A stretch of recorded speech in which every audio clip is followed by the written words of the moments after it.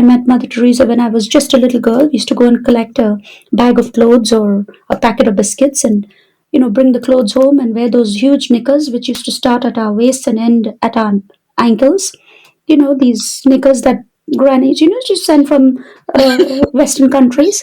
But from there to get this Mother Teresa award and to have the ability to stand in her room, and a room that's never opened up to anyone, and to stand in her room and to be able to touch her bed sheets and her slippers and her table, it was very, very.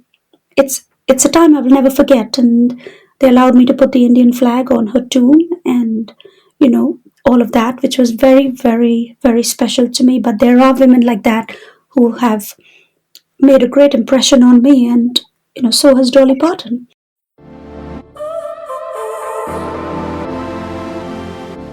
Welcome to the Idealists. My name is Melissa Kigua, and I'm spanning the globe, interviewing the world's most high-achieving women to learn how they think about the world and their place in it. These women are charting their own path, and on the show, they share their hard-earned and hard-won wisdom gained along the way. I am so excited for this episode. It is our 50th, and I'm not only excited because it's the 50th episode, but I get to talk to Jillian Haslam, an internationally best-selling author, philanthropist, entrepreneur, and motivational speaker who grew up in the slums of Calcutta, where she faced a bruising childhood of extreme poverty, discrimination, abuse, and disease. Jillian's gift of seeing beauty amongst the grit led her to rise to success as president of charity at India's Bank of America, and launched her career as an internationally renowned motivational speaker. She has been honored with a growing list of awards, including the prestigious Mother Teresa Memorial International Award, the True Legend Award from The Telegraph, and the Asian Woman of the Year Award by The Independent. I wanted to interview Jillian for our 50th episode because she's written a memoir about her story, and in it she uses her experiences to show others how to derive meaning from hardships and how to find grace in adversity. It's an intense and inspiring read, and in this interview she shares how she integrated her darkest moments in order to find her light. Enjoy the show.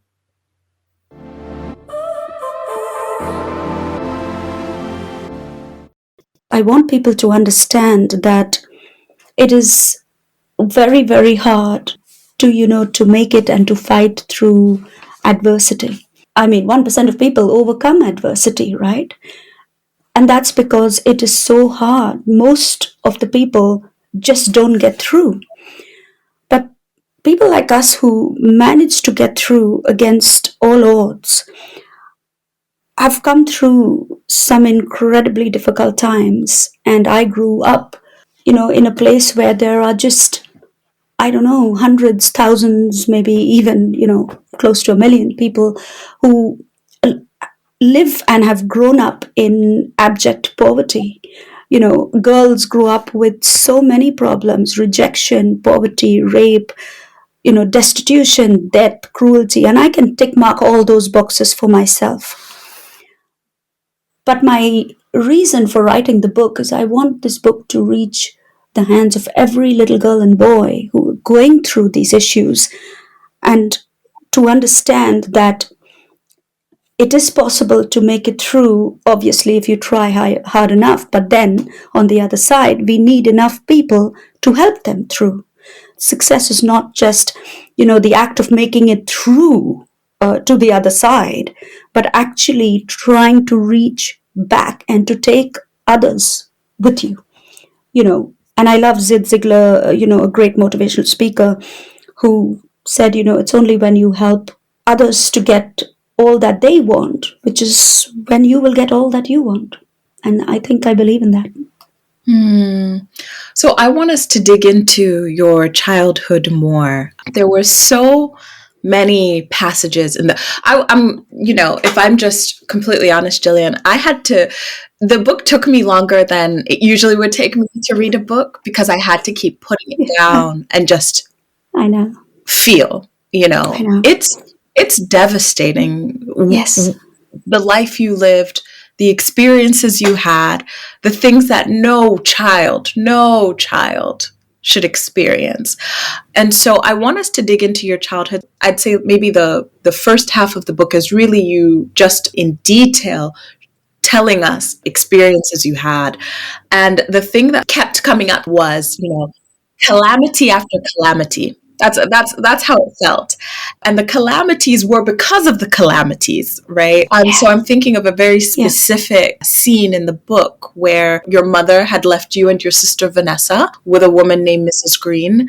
And this is because she could not take care of you at that moment. But of course, because of the vulnerability of the moment, you Yeah. have to live with people that may be cruel, and she would abuse you physically, not Yeah. sexually, but would hit you, poke you, and all sorts of things. Figured out that your phobia was cockroaches, and would push you in the toilet latrine where cockroaches would be, and would lock you in there for an hour every day. Yeah.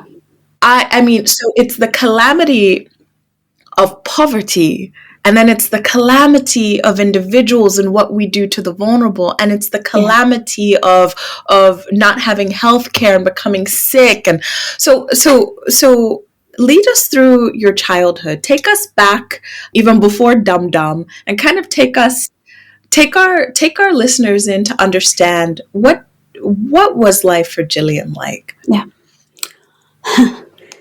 Melissa, my dad, served with the British Army in World War II.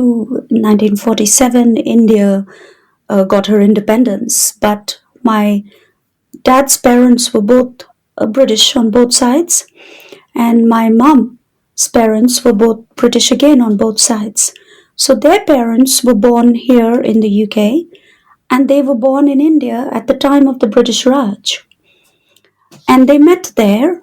Both my parents were married before, but they moved on and they met at very young ages, and they settled in.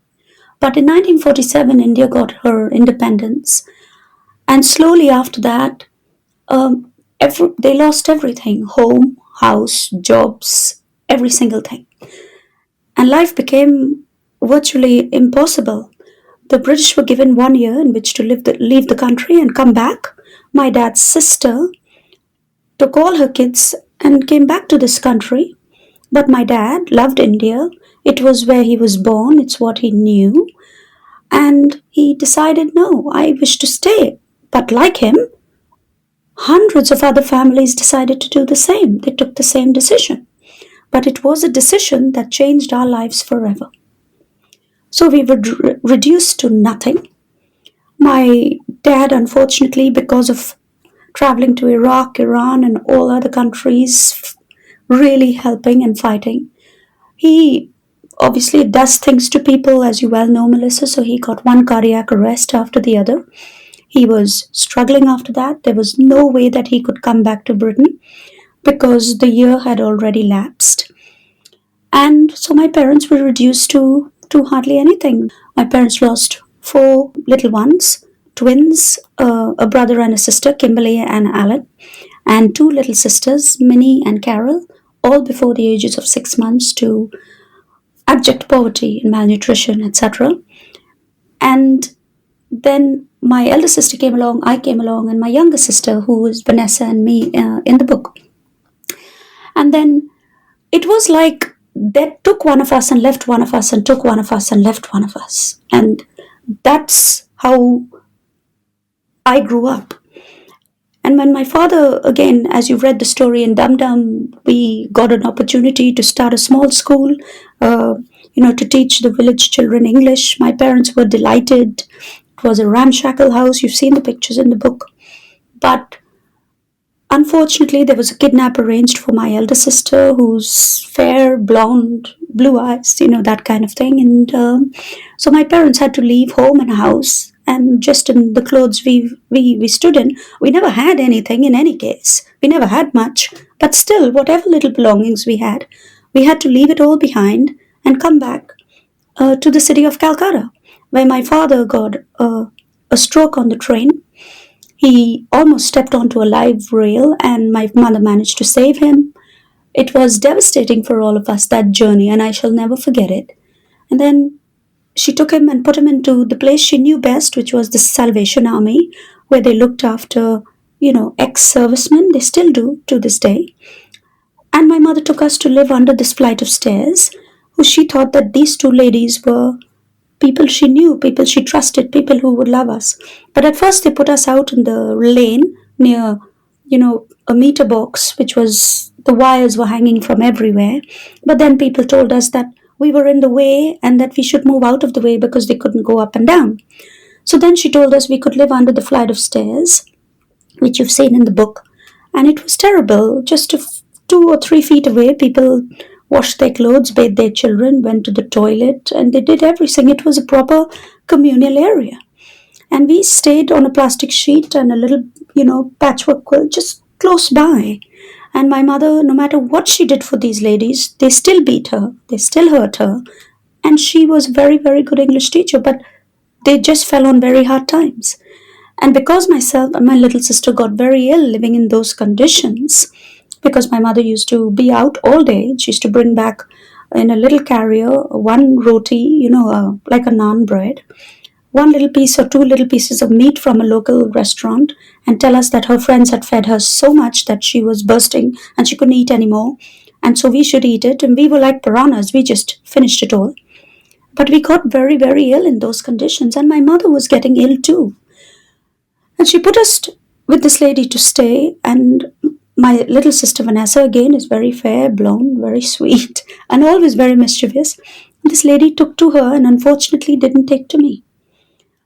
So when my sister used to, throw water on my book or put a pencil line through my book, I used to take the blame. And she took me down to this Indian style toilet, which was like 3 or 4 feet and 6 feet in height, and put me in there every day by the year and show me that there were hundreds of these flying cockroaches all over the walls, put me in and put off the light.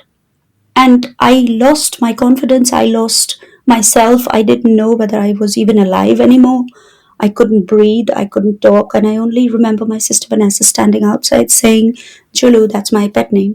Stay still. If you stay still, they won't fly." But they still were on my legs and on my hair, and it traumatized me to such an extent that I started to fall down right up to the age of 14 or 15.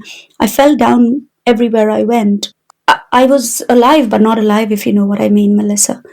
And that's how I came through life. I was completely lost. And like me, there are just so many girls who are living through the same kind of, you know, issues, death, and like I said, abject hunger, cruelty, rejection, poverty, rape, you name it. They are living through it. I help girls at my centers, and you'll hear the same stories. And the reason I want to help these girls is because, you have to be able to walk a mile in somebody's shoes to understand what they're going through. And I have walked that mile, so I understand it. So that's where I am today. Yes. Jillian, based on what you know today, living the life of means you have today, what is it you know about poverty that when you go out and you speak to people who have not seen what you've seen, who have not felt what you felt, what seems to be missing in the conversation? Well, what's missing, is that many people do not understand third world poverty. Many people do not understand. Like I said, if you haven't walked a mile in somebody's shoes, it is very, very difficult to understand what they've actually been through. It's very hard to understand that, in third world countries, people live hand to mouth, you know, and it's very hard because youngsters just don't get that opportunity to learn and to grow and to break out of that vicious cycle. Many people just don't get that. So when people are living hand to mouth, Melissa, they can't plan ahead. How do youngsters get out of this vicious cycle when they are growing up in such abject poverty? You know, in many countries, children are seen as an economic benefit. How does this happen? This is what I'm trying to fight, and this is what I'm trying to speak about. Yeah, yeah. In a lot of motivational spaces, there's the narrative that adversity is a good thing, adversity is celebrated. And you said something I found so interesting in the book. You said, people say adversity builds character, making a person stronger in the long run. But it's not so easy when the only reality you have is adversity. So, do you think that, yes, overcome your adversity, is that a real narrative? Is that something we should herald? Melissa, when I was first getting into public speaking, I had to think again, because there's a lot of people out there, motivational speakers mainly, who we say, you know, you can achieve anything you want, you can fight for it and make it, you can go for it, and if you try hard enough, you can get it. But it is not that simple. The problem is that only 1% overcome adversity. Yeah. And adversity is, it means so much. It's just a word to some people, but for many of us, it is our whole lives, Melissa. It is everything we've been through. And for us, it was just, you know, adversity to us, which is just that opportunity. We don't even get that one opportunity. We were very fortunate again, because my mom went from school to school to school to school, asking to take us in and give us an education, and every door was slammed in her face. But there was one man, Mr. David Cameron from St. Thomas's Girls' School, who said, "Bring them here. I will take them in." And that is that little, hope, that olive branch that was extended, that really changed our lives. So I believe, Melissa, that if we can make the conditions less adverse and we can create more opportunities, then we can try to fight this poverty that the world has tried to help for so long. Yeah, yeah. So tell us about getting the job at American Express. I mean, that seemed to be the game changer for you. American Express, Melissa, was just a temporary role, but I'll talk more about Bank of America, because that was the job that changed my life. I saw this advert in the newspaper and I was so excited. I was 17 or 18 at the time. It was, well, my second job. My first job, as you know, was in an export company, a small, little, tiny export company in India, where they used to send manpower to the UAE. That was my very first job. And you were doing what with that job? Oh, I was just a secretary. And then when I was there, I saw this great ad in the papers where Bank of America was looking for an executive secretary to the CEO. And I was already thinking of my house and my cars and, all of that. I was so excited. Yes, But when I got there for the interview, there were 250 girls there. And I stopped at the door and I said to the lady, "I'm here for the job for the CEO." She said, "Yes, so is everybody else. Take a seat." And I thought to myself, 250 girls, what is going to happen to me? It's never going to happen. And my dad kept saying, "You know what? Just give it your best. Just do your best. That's all you can do." And after 6 months of interviews, Melissa, of meeting all the top personnel in the bank, being interviewed and giving every single test in creation, and then I was put in front of the CEO himself. And I just poured my heart out to him, and I just said, like, "I've lost my mom to cancer. She was only 53, and I have two little ones to bring up, and we've lost four little ones, and I just want you to understand my life, and I'm willing to do whatever it takes. Just give me the job. I just need to bring up the two little ones." And he listened to the entire story, and he stared straight back at me, and he said, "We'll let you know." And I went out of that office with tears in my eyes, and I thought, maybe I just talked too much. Maybe that's true, and I've said too much. And I told my dad, I don't think I'm going to get it. But the next week, there was a courier in the post, in the mail, and I opened it, and it was the Bank of America offer, and I still have that offer to this day. And I remember his current secretary telling me not to take it because he was a very, very difficult individual to work for. And a workaholic, so to speak, and I wouldn't manage. She said, "I worked for him for a number of years, and you're not going to make it. You are too fragile." She said, "You're too timid. You're too tiny. You're too timid. You're too fragile. You'll never make it, Jillian, with him." And I returned the offer, and I thought, no, I can't take it because of what I've been through in my past. It's not going to work. And I returned the offer, but he doubled the offer, and I just felt it was meant to be. And this man changed my life forever. He helped me with the little ones. He helped me to come to the UK. He helped me to get my parents' ancestral certificates. And I cannot even start to tell you, Melissa, how much this man has changed my life. Yeah. The thing that I thought a lot about while reading your book is this sense of when one is so vulnerable to the elements, you're vulnerable to life and everything possibly it can throw at you. Floods, vermin, falling into charcoal pit, all the sorts of things you experience as a, men trying to abuse you on the train or in your home, or all the things.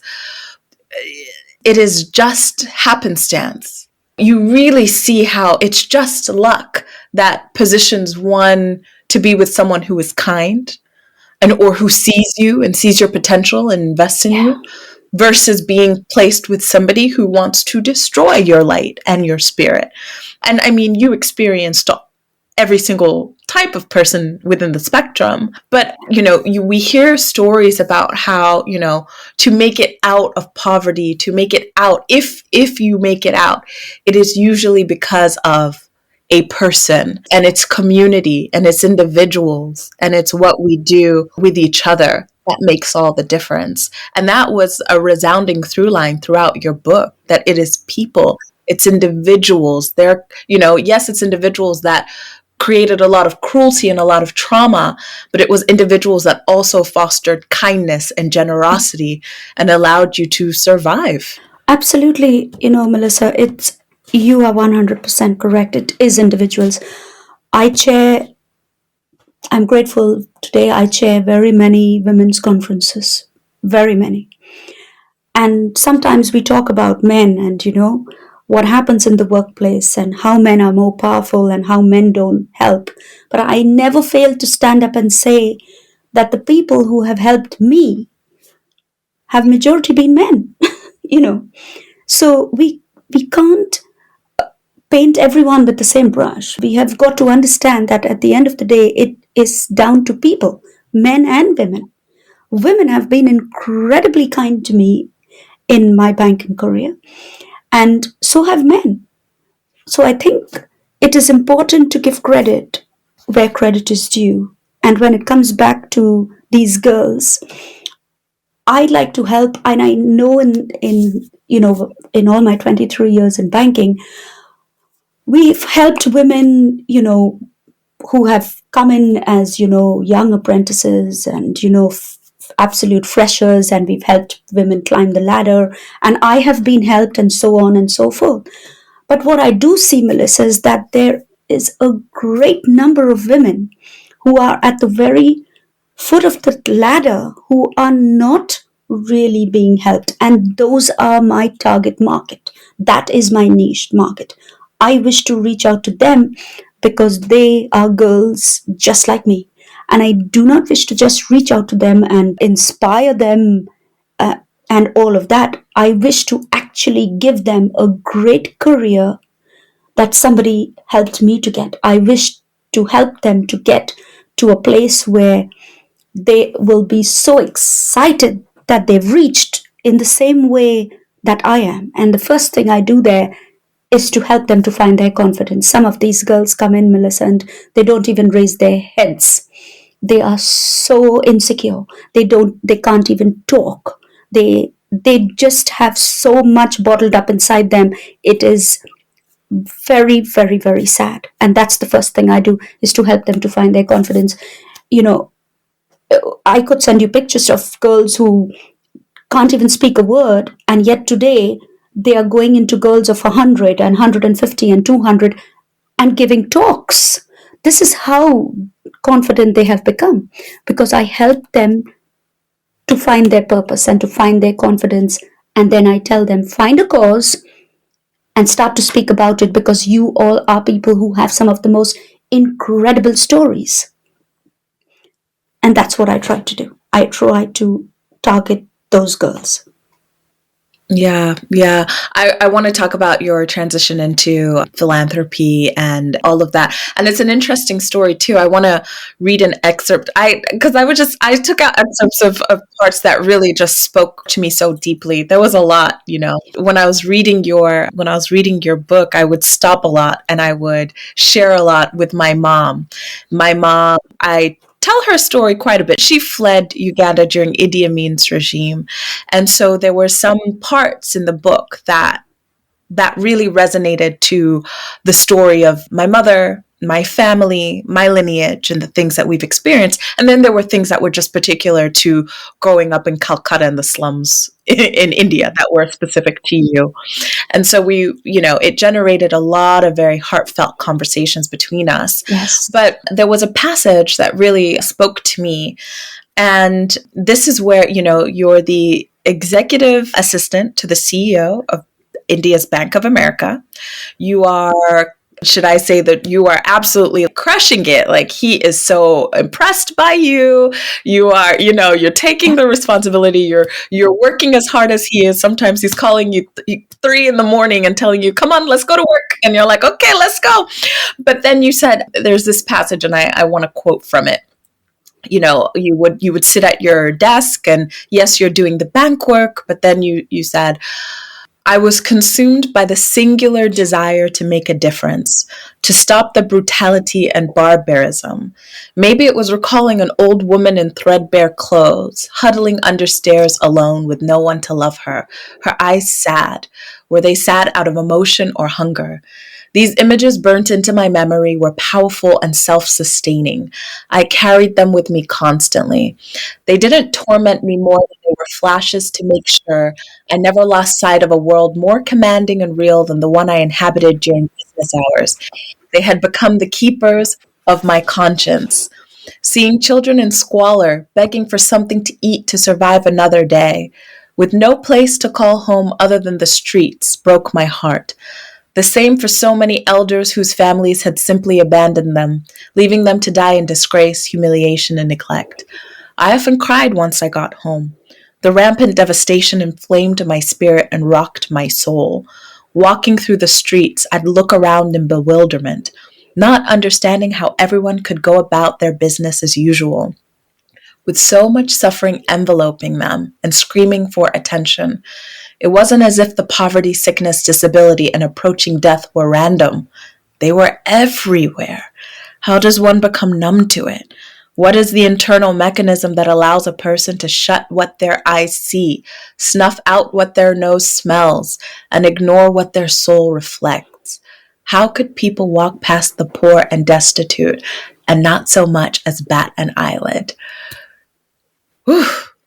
Jillian, you did me in with that one. I said, oh my God. You are making me cry again. So let's talk about that. I mean, your boss noticed that your thoughts were elsewhere. He asked you why on the weekends you went to be with the poor and after work. He's like, okay, girl, you did a good job. I've doubled your salary and you're out with the poor. What's going on here? Talk to us about what happened next. Yeah. Well, Melissa, like I said, I think part of it is growing up and just going through so much with your own siblings and your own family. So even when I was at Bank of America, I spent every waking hour out there trying to help and trying to make a difference. And whatever budget they gave me, I just doubled it and tripled it and just took the teams out. And there are a lot of people in Bank of America who remember me just for that.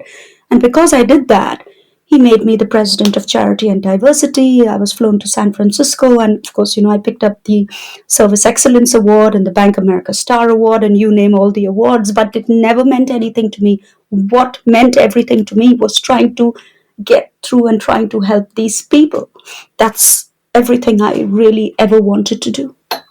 Yeah, yeah. I mean, it definitely resonates because it's interesting even how you tell the story and the visceral reaction. Yeah, yeah, yeah. And then I was president of charity for Bank of America, and then I was flown to San Francisco. But really, we're talking about the kids here, Melissa. So, even when how you tell the story, that's one little piece of it, but the broader is the mission. It's the mission. Absolutely. Melissa, when I'm called for awards and all of this, I always say to them, please, could we stop all this? Just don't spend the money on all this awards and all these designing and graphics and all of this stuff that you do. Just give the money to people who need it. Can we do that? I was invited to speak at a literary conference recently, and I said to the people, you invite me every year and you introduce me as this great, motivational speaker with this great story, and every year you promise me that you're going to change things. All you leaders are going to change things, but you'll do nothing. So please, I'm begging of you, please don't invite me next year because I won't come. Please don't do it. Yeah, yeah, yeah. You're very Mother Teresa in that sense. And I mean, you met her, right? You met her briefly, received care from Yeah, her, when I was a child. and you later would receive the Mother Teresa Award in your own career. It sounds like for you, the awards and those sorts of things it doesn't matter as much. But does that strike you in any way? Like the very woman who touched your soul as a child and helped you, that you are also a recipient? You're in her lineage of care, service, activism. Melissa, there have been so many great women who have gone before us, from Joan of Arc to Florence Nightingale to Diana to Mother Teresa, and we can go on with a whole list of these great leaders. But really and truly, what have these great leaders done? I mean, I try to give these 3 points to all the girls, who I help. And I say to them, these great leaders identified a cause. They knew that our world needed this change, and they decided to fight for it, to find their voices and to fight for it. And this is what I want you all to do. That's why I talk about, how to find your voice and a voice out of poverty and all of this. And I try to empower them, and we use even a program that, we help to take these girls through this transition. It is a UN program. It is a UN education program, which is called E3, which is Education, Empowerment and Employability. And we take them through these 3 stages only because we want to try to help them to gain this confidence and to fight for a cause and to tell their stories, Melissa. This is what is so important for the world, because these girls, if you think you've heard stories, Melissa, you need to listen to some of these girls. It is absolutely shocking. You will never even believe that human beings can go through so much. And this is what I'm really trying to fight to do. Yeah. You've talked to us about how you think about the world, the external part. I'm curious about your own internal self, especially reading your childhood. I thought, some of these things that you experience, this doesn't go because now you've got a good job at Bank of America, right? The trauma stays within. I mean, even the ability to, you've done work around public speaking, so finding a voice. There was a time you stuttered and wet yourself, right? You had high anxiety, so there's that. But I'm curious about your internal world, relationships, right? You talk about your marriage, but relationships, friendships. How are you both in dealing with the trauma you experienced, but also knowing that you have a life's mission that is a lot of fire, which fuels you, but as we know, is also, I mean, on the body. It does so much. It's tiring. It can be exhausting. You're a workaholic as well, so you will work your body to the extreme. How do all these things intersect in terms of how Jillian lives her life internally? Take us into you. Yeah, yeah. Melissa, I'll explain a day to you. I wake up at 4 in the morning because I train the girls in India. I take the secretarial courses, I take the beautician courses, and I take very many English language courses, and I do every single thing I can from so far away to teach them.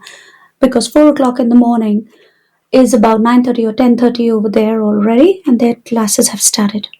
And there are other teachers, there are other people, but I like to help as much as I can. And I go through my day and I go out public speaking, I go out training, I do my own writing, as you well know. And I do all of this. But then again, I'm working with people like Julian, the publicists, etc., who are trying desperately to help me with this cause, right up to about 2 and 3 and 4 my time again. So if I'm lucky, I get 3 or 4 hours sleep, but I enjoy every moment of it.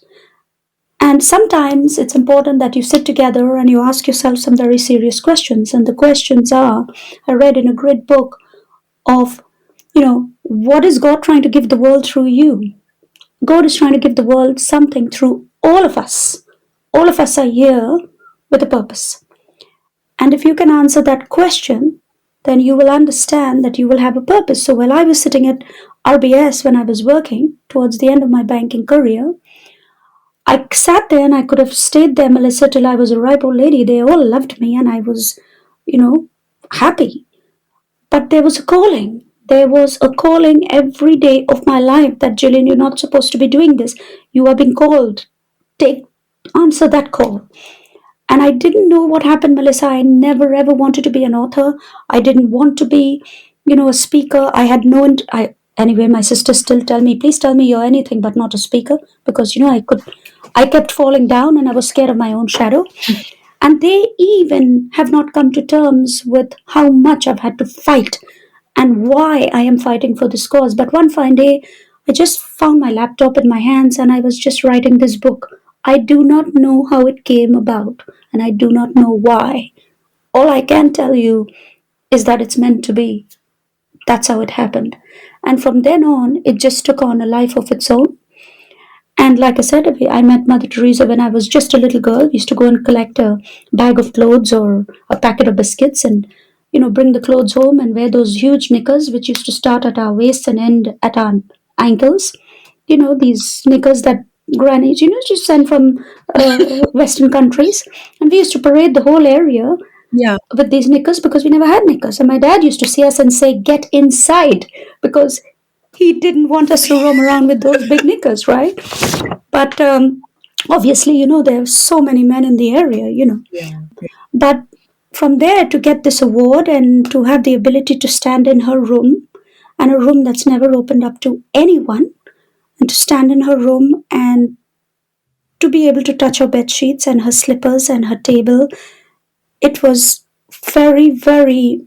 It's a time I will never forget. And they allowed me to put the Indian flag on her tomb, and all of that, which was very, very, very special to me. But there are women like that who have made a great impression on me, and so has Dolly Parton. You've read about Dolly Parton in my book, Melissa. Yes. Yes. How my mother used to ask us to gather all the rags from all the tailor shops in the area. We used to bring it home, and my mother used to stitch these beautiful quilts and little coats for us because we never had enough money. And we used to wear this and parade around the whole school and the areas. And my dad used to play the song, my Dolly Parton's Coat of Many Colors. And my dad used to say, "I can talk to you forever about why they don't want you because you're poor, but sit down and listen to this." And he used to play Dolly Parton's song, Chicken, every Sunday. And I thought, my gosh, I am bigger and better than anyone. But from so far away, this woman had a great impact on my life. Yeah. So for you, Jillian, it sounds like you are fully immersed in this purpose and that it is what fuels you. Are you married? Yes. Is it supportive to what you do? Well, initially, my husband wasn't.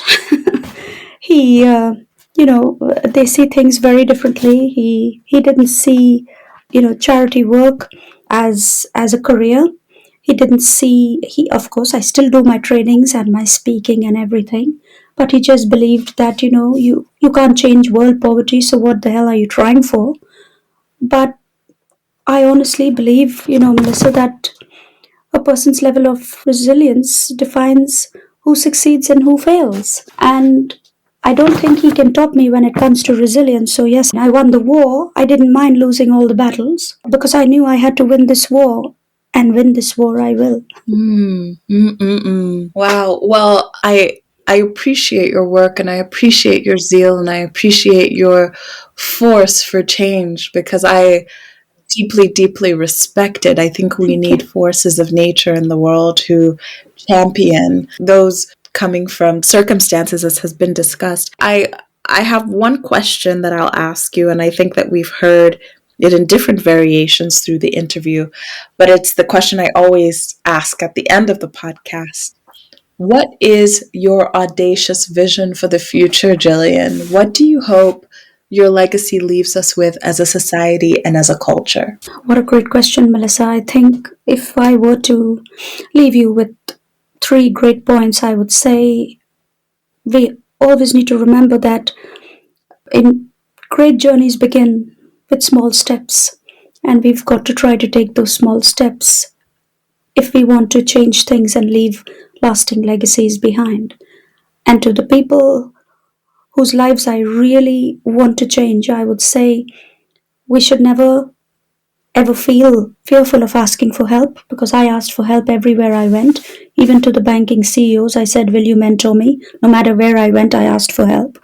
We shouldn't feel any shame to do that. And we should remember, as my dad used to say, accept your start but not your end. This is your start. Remember that your end is entirely up to you, and your end is what you make of it. And I think that's true. That's so beautiful. I'll leave us with the one last quote from your book to sort of encapsulate all that. You wrote at the end in the epilogue, you said, may we all find the courage to step outside of what holds us back and give full life to the purpose we are here to realize. Thank you so Correct. much, Jillian, for your time, for your fervor, for your fire. I think that you've probably inspired a lot of people and also given people a lot to think about. Melissa, all I can say is I'm absolutely and thoroughly grateful for this opportunity. And I do not know how to thank you enough, but I could just say that I'm more than grateful. Wonderful. Where can people find you if they want to know more, or if they want to support your mission? The book is not out yet, right? It comes out in a few months. Yes, that's right. But it can be pre-ordered on Amazon, and my website is just my name, jillianhaslam.com, and I'm on most of the social media channels. Perfect. Thank you so much, Jillian. I appreciated your time. Thank you again. Love this episode? Make sure to give us a rating and review on Apple iTunes. The Idealists is sponsored by LC, the London School of Economics Accelerator for Women Founders.